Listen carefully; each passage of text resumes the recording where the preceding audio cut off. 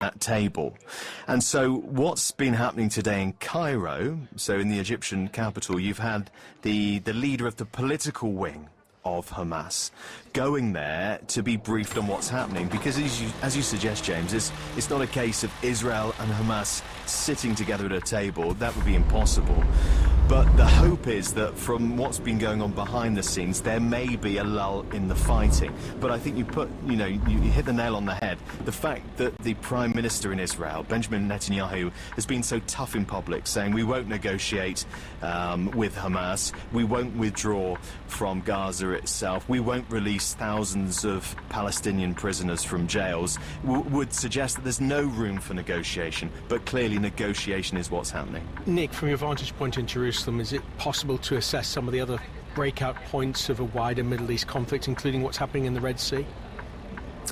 Yes, well, I mean, that continues, and this is this sort of tit-for-tat violence that we've seen emerge and evolve over the past few weeks. This is basically the Houthi rebels who control large parts of Yemen, particularly the most populous areas, and they've been trying to hit some vessels in the Red Sea, which of course is such a crucial trading route. They say they're attacking vessels which are linked to Israel, the United States and the UK, and they say they're doing this in solidarity with the Palestinians in Gaza, and they say they'll continue to do this until Israel withdraws and there's a lull or certainly an end to the fighting.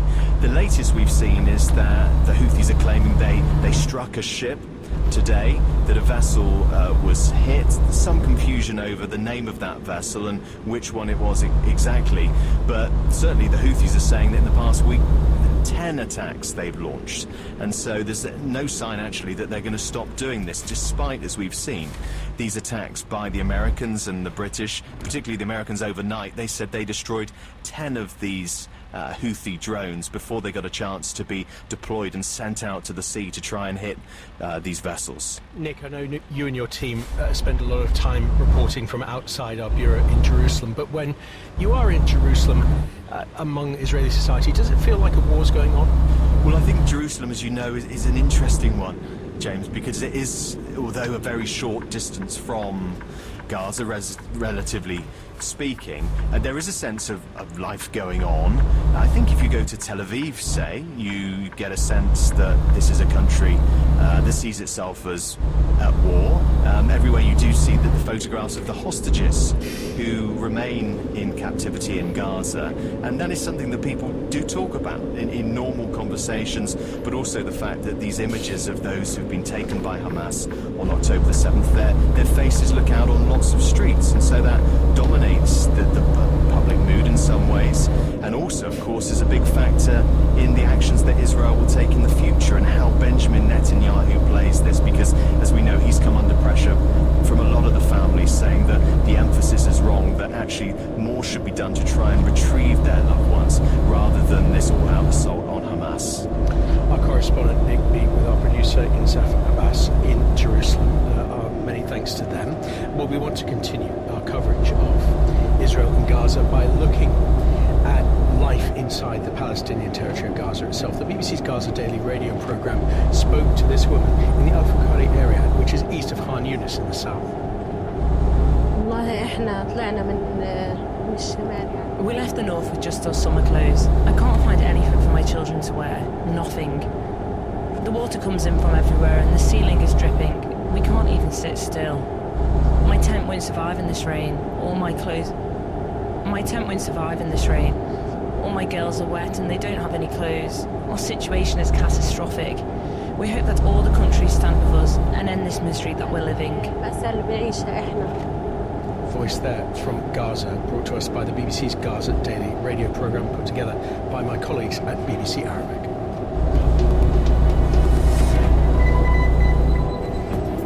This is OS on the BBC World Service with me, James Reynolds, live from the heart of our newsroom in central London. Let's take a look at a few more stories in the news now. A court here in London has dismissed a claim by Donald Trump against a company run by a former British spy who compiled a salacious dossier about his alleged ties to Russia. The former US president argued that the dossier produced by Christopher Steele contained contained false allegations and breached his data protection rights. But the High Court judge said Mr. Trump's claim fell outside the 6-year time limit and was bound to fail if it went to trial. The former Prime Minister of Sudan, who's trying to initiate peace talks to end the civil war, says he's optimistic that the head of the army will agree to a meeting soon.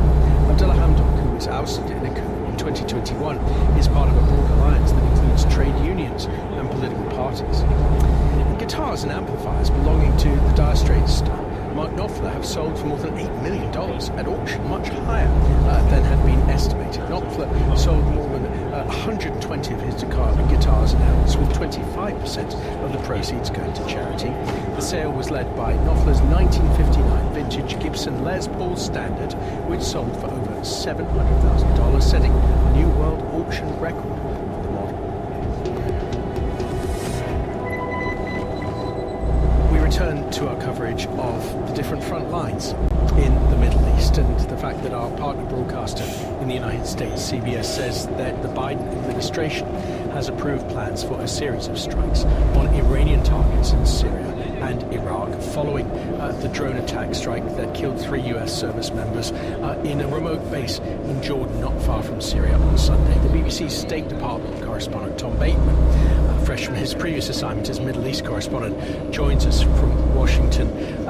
Tom, we obviously know what CBS has had to say, and officials spoke off the record there, and what Lloyd Austin more carefully has said on the record. What do we know about what's being planned? Well, what I think is clear is that US officials are floating the fact that they have approved a series of strikes. These will be multi-day strikes, and significantly they're talking about where. Now, the mention is of Syria and Iraq, and again significantly against whom? Well, they're talking about Iranian personnel and facilities. So I think this is sort of consistent with the kind of calibration that the US administration have been trying to achieve, because what they have to do is to meaningfully deter any further strikes against, particularly fatal strikes against US bases by these drone attacks by Iran-backed militia in Syria and Iraq. This one hit in Jordan. They have to deter those, but at the same time they're desperately trying to not draw in Tehran itself into a direct confrontation with the US. So you do see in this, the lines that are being put out there, the sense of escalation, because they are talking about directly hitting Iranian personnel, but significantly there is no mention of Iran itself, of Iranian territory. That had been the call from some Republican senators in Congress, some of the most hawkish lawmakers when it comes to Iran, who've been calling for direct attacks against Tehran and on Iranian soil. So I think it's being made clear that that is not on the menu of options, but they are talking significantly still about Iranian personnel elsewhere in the region. Tom, I'm conscious of the fact that on this program we often talk about these US bases in the Middle East, in Jordan and in Syria and Iraq, but I very rarely explain what they're there for. So I wonder if you could help us with that. Well, I mean, it's a very good question. There isn't one sort of single simple answer, but most of the bases that have been attacked tend to be in northern Iraq and in areas of Syria where the US has been allied with a number of Kurdish militia fighting the so-called Islamic State group over many years. So a lot of the kind of most recent deployment and what these bases are there for, ostensibly, has been for that purpose. But of course, and this has been one of the issues, because it was put to some US officials that, that they're also doing more than just that there. They're protecting a whole range of US interests there, and there are also in the region, particularly parts of Syria, there are a lot of Iranian personnel and Iranian proxies. So that had been, the kind of justification you would hear from Iran-backed groups about attacking these US bases, that part of their work would be to sort of undermine Iran's entrenchment in the region. That's always something the US tries desperately to sort of distance itself from. It will only ever talk publicly about the work that it has done, Operation Inherent Resolve, against Islamic State. But the bases are, there are quite a number of them. But that's one of the reasons why we've seen more than 160 of these attacks by Iranian-backed militias since October the 7th. I mean, they've been happening for a long time, but they've hugely picked up pace since October the 7th, this number of attacks. But one of those groups, Kataib Hezbollah, said after the deadly attack on US troops that it would now suspend its operations against the US in Iraq because it didn't want to, it said, embarrass the government of Iraq over this issue. So that may be them trying to offset or sort of weaken the US response. The US has said to that in its words, actions would speak louder than words. Tom Bateman, our State Department correspondent. I got it all out there. Thank you so much for joining us from Washington. It's not a hard word to say, is it? Anyway, James Reynolds with you on OS on the BBC. We turn to Taylor Swift, someone we cover now, it appears almost every day. This time, the megastar is at the centre of a right-wing conspiracy theory involving the upcoming National Football League Super Bowl, the NFL Super Bowl, and November's US presidential election. It follows intense media focus, to say the very least, on the pop star's relationship with star Kansas Chiefs player Travis Kelce, whose team will be competing in the Super Bowl, the biggest sporting event in America, later this month. The BBC's Mike Wendling, our disinformation specialist, joins us from Chicago. I did not expect to be speaking to you, Mike, today about Taylor Swift, but here we are. Tell us a little bit about what this conspiracy theory claims. Yeah, well, look, it's very elaborate and confusing if you're coming to this cold, but let me try to explain this as simply as I possibly can. The conspiracy theorists argue Taylor Swift is somehow controlled by the so-called deep state, that her relationship with Travis Kelce is somehow fake, and more so, that Kelce's team has qualified for the Super Bowl, Kansas City Chiefs, because even professional American football is fake, and that this is all part of a psychological operation or a psyop. Now, I hate to have to say this, but there's no evidence at all for any of this. There is an argument that she may be the single most powerful woman in the world in terms of her cultural influence across many countries. It would be possibly hard to think how she could be controlled by anyone.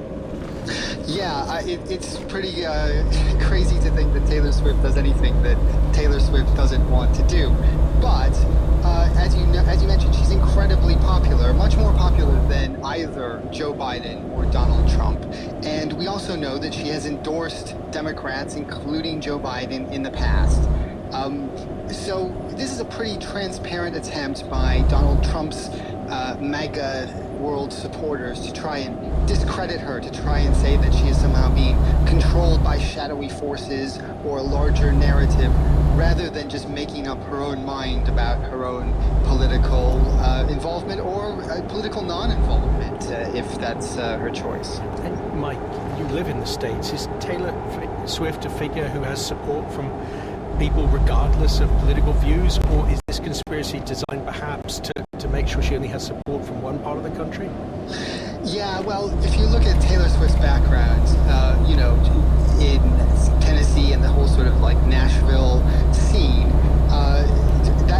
that's the South, right? That is Donald Trump's heartland. That's where his support is. And, when you look at the politics, the people who go to Taylor Swift concerts and her mega fans, they come from all different walks of life. That's kind of what's really at issue here, because that frightens the people who are MAGA world influencers. That's why they're trying to spread these rumors. If Taylor Swift comes out in any sort of significant way for Democrats or for Joe Biden, in fact, the Biden campaign, there's been stories that they actually have a Taylor Swift plan into how to use her if she's so willing to be involved in politics this time around. They're worried that that could swing the election, and we all know it's going to be a very, very close presidential election later this year. Does the conspiracy theory briefly predict who will win the Super Bowl? Well, yeah, they think that the Kansas City Chiefs are going to win the Super Bowl. Personally, I would not like to see that happen for my own rooting interest. However, we'll see. The BBC's Mike Winnan, our disinformation specialist and Taylor Swift specialist as well. The two subjects combining in one. Thank you so much for joining us. We want to bring you another story which is trending across the world. The fact that a 285-year-old lemon, such a thing does exist, has been at the centre of a bidding war here in the UK. The fruit, to give you a little bit of historical context, would have been ripe just about the time when George Washington was still a child, when the United States was still part of the British Empire at the time. It was found hiding in the bottom drawer of a 19th century chest, which was being photographed to be sold. It is inscribed with a note. Not every lemon comes with a note. This one did. Given by Mr. P. Lou Franchini on November the 4th, 1739, to Miss E. Baxter. We do not know why he gave it to her. We do not know if her heart was won over by that particular inscription or by that particular lemon, or why it ended up at the bottom of a drawer. Was that rejection? Was that acceptance? But over time, the value has increased. It fetched a fruity $1,780 under the auctioneer's hammer. It's not, though, the only fruit that's made the headlines. Laura Chris and Emily Hall from the OS team explain.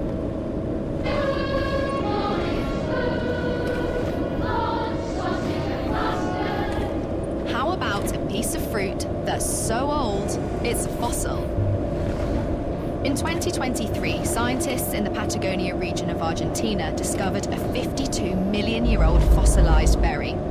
Coming from the same family of plants as tomatoes and peppers, the fruit was so well preserved you could still see the outer layer and the seed pod cases.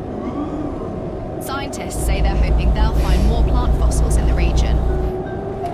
In 2016, a huge 2,000-year-old lump of butter was found in a bog in County Meath in Ireland. Weighing more than 10 large bags of sugar, the chances are this butter wouldn't fit inside your fridge. And although its condition is apparently very good, owing to how well things are preserved in bogs, being 2,000 years old, it reputedly smells like very strong cheese that's gone bad. Very bad. Ugh, disgusting. Staying with cheese, divers exploring a shipwreck buried deep under the sea near Sweden in 2016 made an extraordinary discovery. Preserved inside a sealed jar on board the wreck of the warship the Cronin was a piece of cheddar-like cheese. But considering the ship sank 348 years ago, you probably wouldn't want to use it to make your cheese toasty. Ew. Ugh. But if you did, we have the perfect bread for you. In 2018, researchers discovered the remains of a 14,400-year-old flatbread at an archaeological site in the Black Desert of northeastern Jordan. To date, this is the oldest example of bread ever found. It is also an example of how bread making existed even before agriculture developed, some 4,000 years later.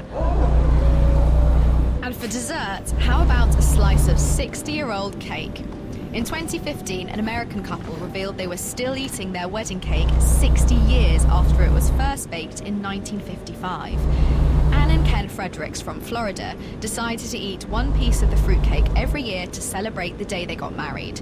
They said their children were horrified by them eating such old food, but insisted that it still tasted as good as ever. It is truly disgusting. Please, sir, I want some more. What? Shock horror. Laura Cress and Emily Haller from the OS team. I'm still thinking about the historical figure of Mr. P. Lou, who gave that lemon to Miss E. Baxter, wondering whether or not it worked, wondering whether or not they might have thought that however many centuries later that lemon would resurface in an auction. More stories on all sections of our website, including perhaps some of the more unusual stories on the culture section of the BBC News website. You'll find the rest of the normal news on the other sections. I'm James Reynolds. Do stay with us here on OS on the BBC World Service. Distribution of the BBC World Service in the U.S. is made possible by American Public Media. APM produces and distributes award-winning public radio programs that inform, engage, and captivate. APM is proud to connect audiences to the world with accurate, impartial, international news and global perspectives from the BBC World Service.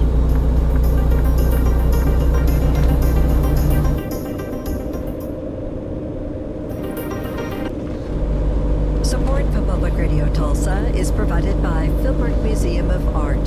Start the weekend with art, gardens, and date night activities. Open late until 9 o'clock every Friday night. Details what's happening at the museum at philbrook.org. National Public Radio from the University of Tulsa. Public Radio 89.5 KWGS HD1 Tulsa.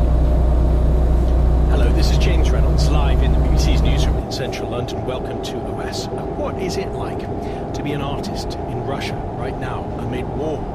In a few minutes' time, we'll hear from a singer, musician, and a film producer. They are caught, on one hand, between Russian government pressure to support vocally the invasion of Ukraine, and on the other hand, between Western pressure to denounce that very same war. Who then can they work for? How do they get by? BBC News with Fiona MacDonald. The European Commission President Ursula von der Leyen says EU leaders have sent a strong message to President Putin by agreeing on a $54 billion aid package for Ukraine. The leaders said they were determined to provide sustainable military support to Kiev in its war against Russia. Farming unions in France have called for the suspension of nationwide roadblocks after the government promised more financial assistance. The Prime Minister had unveiled further measures to calm farmers unhappy over rising costs and EU regulations. US officials say plans have been approved for a series of strikes against Iranian personnel and facilities in Iraq and Syria. They told CBS News that the action would be carried out over a number of days. The US Secretary of Defense Lloyd Austin has said he's deeply sorry for not promptly informing President Biden about his recent hospital treatment for cancer. Mr. Austin told reporters that he should have told the White House when he was diagnosed with prostate cancer last year. Police in Turkey say a man has taken hostages at the office of an American multinational company near Istanbul. Footage shows the man standing at the entrance to the building of the US cosmetics giant Procter & Gamble. An Ethiopian opposition member of parliament has been arrested at a time when there has been an escalation of the conflict in the Amhara region where he's from. No official reason has been given. The governing party in Georgia has nominated its chairman to be the country's next prime minister. He'll take the job next week. The general election is due by October. And the British Museum is to display 10 of the hundreds of objects stolen from it as part of an exhibition called Rediscovering Gems. They include ancient Roman artifacts collected in the 18th century. Around 350 objects have been returned. BBC News. James Reynolds with you on OS on the BBC World Service, live from our newsroom here in central London. We want to spend the next part of this programme speaking about Russian artists, about some of the delicate balancing acts that they have to perform in able to keep going with their lives and their careers. We'll look at one band now who got in trouble when they performed abroad. The Russian rock band B2 were detained in Thailand for a week and were threatened with deportation back to Russia, a country they had criticised. The band feared that they would face harsh punishment at home for their public anti-war stance. They have now I should say, landed in Israel. They were arrested by the Thai police last week for working at a resort island without a permit. BBC Russian's Lisa Vogt joined me earlier from Riga in Latvia, monitoring all Russian stories. She told me what the band had to say upon their arrival in Israel. It was a very emotional scene, of course, that we saw today early this morning in Tel Aviv and Ben Gurion Airport, because 6 members of the band arrived to Israel today, and one member of the band's frontman, Yegor Bortnik, he arrived tomorrow, of course, and it was very emotional. They were so happy to see each other, and we heard from them words of gratitude for all the support they got from all over the world, from their fans, from their relatives, and of course they were incredibly grateful for this incredible diplomatic effort to secure their release from the Thai detention center, and they spoke to us about how grateful they are, especially for the Israeli effort, because as we know from them and from our own reporting, Israeli Minister of Foreign Affairs, their embassy in Israel, as well as many other embassies, the British embassy, American embassy, etc. They were very much involved in this effort to secure their release, and they were just very, very happy. Of course, we asked them if they're planning to go back to Russia, and the answer was no, they're not going going to go back to Russia, which makes total sense given how dangerous it is for them, given the rhetoric we heard from Russia during this last week when they were in this detention center in Thailand. They're planning to go on tour soon, again, outside Russia, so just words of gratitude and happiness from them. That's what we heard. We'll hear from some Russian artists in a moment, but more generally, Lisa, how are Russian artists who perhaps want the freedom to be able to speak their mind about the war being treated in Russia? Not very well. Basically, it's important to be vocal about, what Russia does in Ukraine right now and stay in Russia. And most Russian celebrities from TV industry, from movie industry, music industry, they prefer to keep silence. There are people who are very much pro Kremlin's war effort, of course, and it's completely safe for them. They're thriving in Russia right now, but most people, they just prefer to keep silence because it's just safe. Bitva, of course, has been very, very open about how they feel about the Russian invasion. They criticized Putin on numerous occasions for what they did. Their frontman, Yegor Lova, as most people in Russia know him, that's his nickname. He was labeled as a foreign agent for his anti-Russian stance, and of course,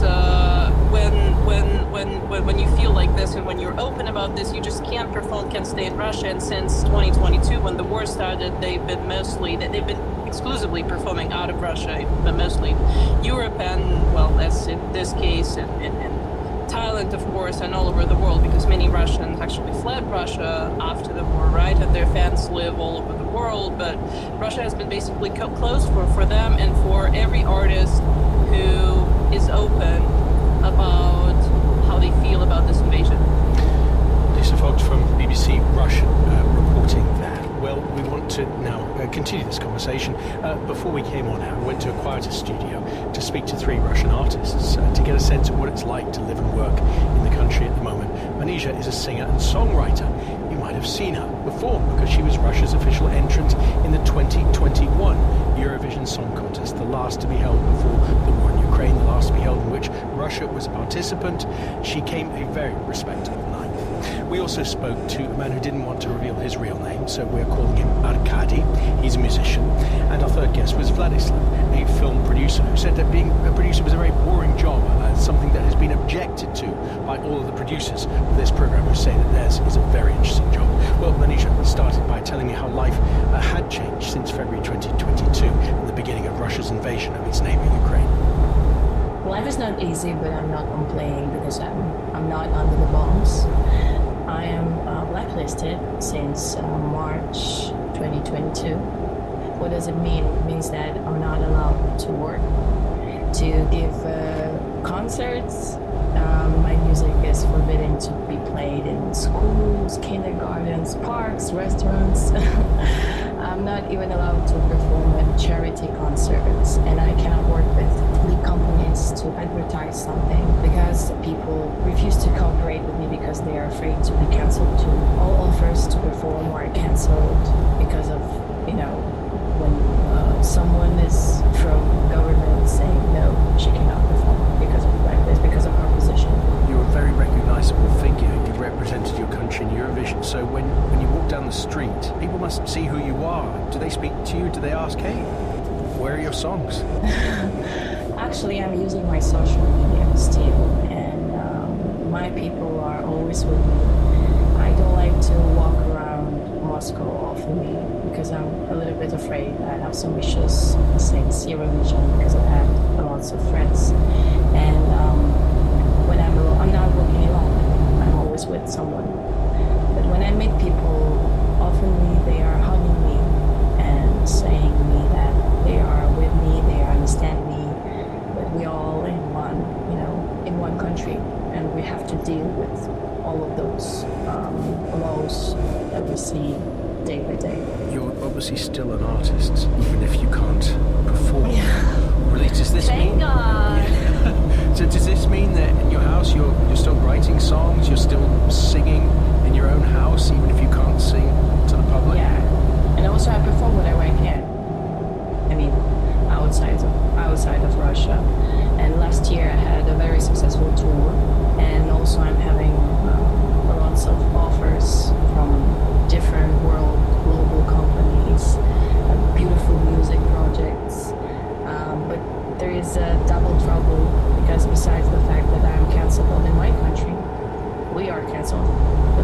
citizens in half of the world. And it's very hard, for example, to get visas, to fly, to get some flights, and flights became very expensive, and I always have to think about my team, and I cannot accept every proposal for collaboration because of all those problems. And of course, again, I don't compare my problems with the problems of Ukrainians, but I have a big team, and they also have their families, and I have to pay every month's salaries, and it's a big expense, and I have to keep working because they have families. And I also have a family. I have a daughter, a newborn daughter, and I have to think about her, what she's gonna eat and where she's gonna go tomorrow. Do you sing to her? Of course, a lot. Does she like that? Sometimes she cries. She doesn't like my voice sometimes. It's reality. But sometimes she loves when I'm singing about lullabies, how she will sleep and how she see a beautiful world in her dreams. Anisha, thank you so much. I want to bring in another of our guests, Vladislav, a film producer in Moscow. And Vladislav, I want to pick up on the point that Anisha was making about the fact that it's not just hard inside Russia, it's hard with international collaborators outside the country who of course see you as Russian citizens, which you are, but then perhaps interpret your views as being citizens of Russia. What's it been like for you dealing with people from abroad? Well, it's a good question. Well, unlike Anisha, I'm not an artist, you know. I'm just a producer, which is boring. And you know, I've been producing film and TV for almost 2 decades now, and I've had a lot of international projects and collaborations. Almost all of them, except for one, got cancelled back in 2022 on the pure ground that they could not collaborate with the Russian-based company. Although I had no ties with the government or governmental money, you know, I have to say that probably after the first shock waves, 12-15 months later, things they started to look up a little bit. And if we're not talking about big corporations like, you know, Warner Brothers, Sony, etc., independent studios became less reluctant to work with Russian citizens on international projects. So when you have conversations with those international companies, what kind of questions do they ask you? The first thing is the finance. If it's not in any way politically connected with the state, then it's fine. I want to bring in our third guest, who we're calling Arkady. What is life like for you as a musician in Russia right now? I haven't been banned in Russia as an artist because simply the bands that I play with, the artists that I'm dealing with, they're not as big as, for example, Manisha. It's very unfair that Russian artists who are against the war and who had to leave the country are banned in the West. I'm not saying like banned, completely banned. They're not completely prohibited, but it's becoming more difficult for artists to perform and spread their art, as if they are to blame for the fact that the country's leadership attacked Ukraine. You know, we're against this, and you know, to protest here in Russia, like many artists did, is just to ruin your entire life and career. You don't know what they're gonna do about it. The artists of my caliber probably can say something against the war, and nobody will recognize it because, you know, we don't have as much people coming to our shows as the others did. Tell us about your performances right now. Are you able to carry on playing in Russia as you did before 2022? Yes, we do able to perform. We do say our opinion, our position. But as I told you before, we are not as big as the other artists. So probably they will ban us soon as well, because some of my bands are singing in English, and even the language becoming forbidden, because it's the language of the country that are enemies. You know, they have divided the world for enemy states and friendly states, which is completely stupid. I agree with Arkady that if you're a little bit smaller, you can say something, but like after 1 or 2 months, you also can be banned. When you said about English lyrics, English songs, and you said about enemies, and like we have right now friendly and unfriendly countries for Russia, right? Exactly. Yeah. Like from my experience, when I performed in friendly countries, I was asked to follow instructions, which means to be careful with every word what I say on stage. On the other hand, one country, friendly country to Russia, the Ministry of Culture didn't want me to be there. We waited for approval for, I think, few weeks. And when we went to like unfriendly countries, I was told you have to start your concert with words about your positions to the war, even if you're risking and even if you will go to jail after that. And you will not say anything. We won't let you give a concert without these conditions. I'm open with my position, but I don't like to be forced, and that's not freedom of speech to me also. I would put the blame on all the sides, because it seems like everyone is doing their job to make other people's lives more difficult. For instance, you couldn't get paid by an international company because their bank banned all transactions to Russia. And again, like I said, we were in no way connected with any political or state organizations, but still we couldn't get paid. This is happening more and more often. Vladislav, do you have some problems with the Russian securities on Russian borders or no? To be honest with you, I haven't had any. You're a lucky guy. Well, I mean, yeah, it's pretty tough. So when you will be on Russian borders, I hope you're not going to be interrogated like I do every time in special rooms. Like they ask me formal questions for several hours, and interrogation depends on the people who interrogate me. Sometimes they are very kind, they're very understanding, they understand everything, they just have to do the job. But sometimes they are threatened to deport me. And it doesn't matter if I'm pregnant or if I have a 2-month-old baby in my arms. They hold me for several hours in special rooms. And when I ask them why are you stopping me, they say because of your position. And then I'm asking them, do you know my position? They answer, yes, you hate Russia. And I said, no, I love my country. I really do. But I don't like when innocent people die for no reason, no matter what nationality they are. And it's like crazy when you are not supporting deaths, you are that person for your country. I cannot say that that's my homeland. My homeland is Tajikistan, but I love Russia. I was raised in Russia, and I'm singing in the Russian language from my heart. And it's hard to deal that everybody, not everybody, I mean, I'm here to tell you that my position is not popular for the world. Like when I say that I love my country, but I love it. And it's important to remember that when I say my country, I mean the people, not the state. I performed with one band last year. We have a tour for 2 months. We did Israel, we did Greece, Turkey, and Serbia. And we never had a war against Russian people. We had lots of audience from native audience from each country we visited, and we have some Russians also, some Ukrainians, and nobody said a word. No, people understood that this is not a people will to invade Ukraine, but the government. When we look at artists, singers, and performers, sometimes when countries go through difficult times, we look to those artists to give us escapism so that their songs can take us somewhere else. But sometimes we expect those artists to interpret what we are seeing, be it a pandemic, be it a war.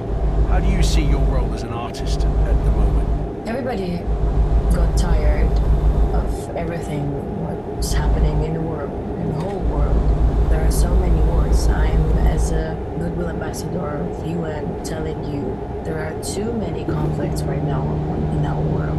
And of course I want to sing about it, but not through, how to say, dark vision of it. I don't want to demonize someone who did something, or I just want to sing about peace.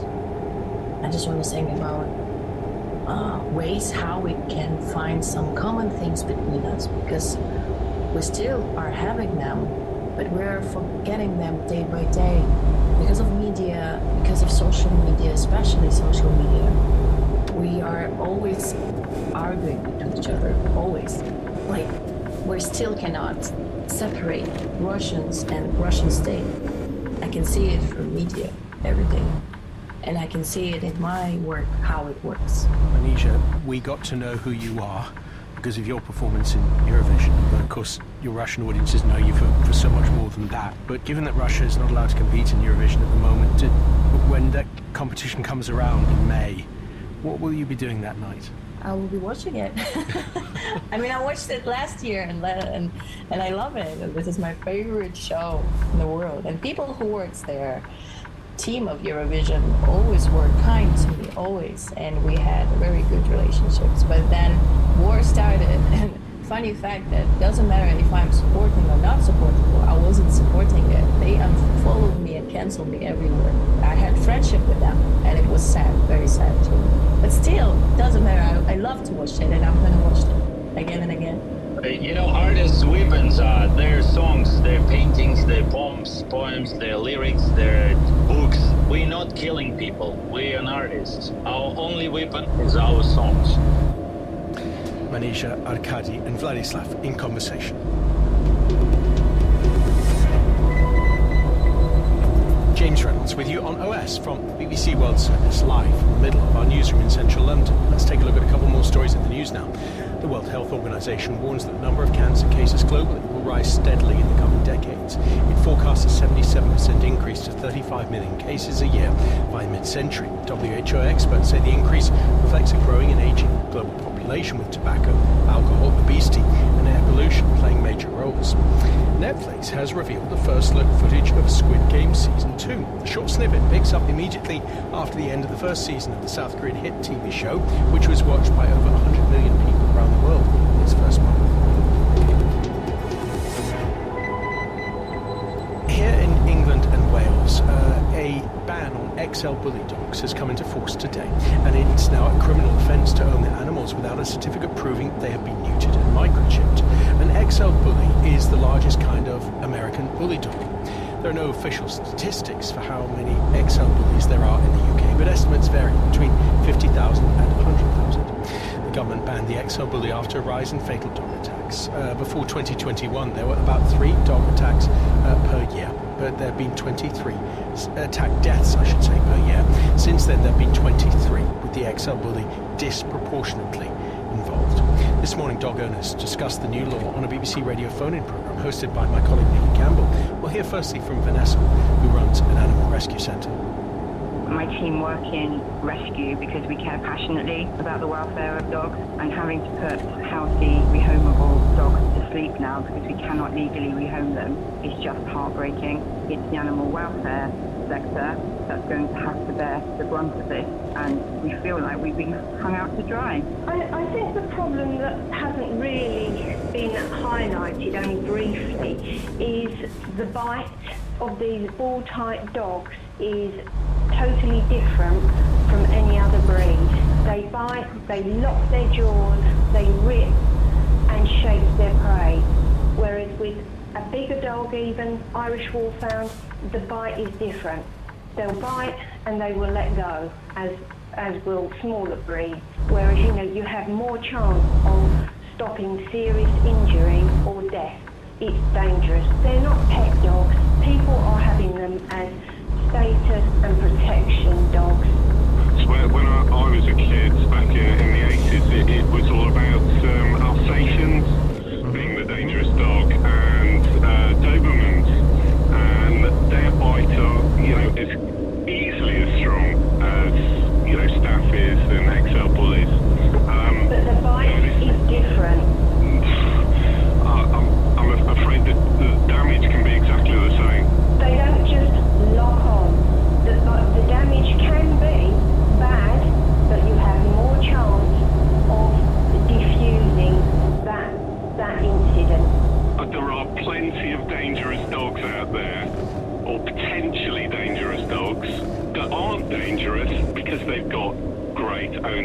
great homes. Inga, you have one of these dogs in the neighbourhood? Yeah, so we've got one just at the bottom of our road. You can walk past the house. You can, especially summertime, they are let in the garden. The fencing is really weak, so you have the fear that he's just going to jump out. He's really aggressive, so there's no, you walk past and he's just sitting in a garden, he will attack straight away. We are animal lovers, but we have to look after our safety and our kids' safety, and I would never let my child run the street knowing that dog is there. Is it an XL bully? Yes, it is an XL bully, yeah. Everybody knows you don't walk past the house, everybody's aware of the dog.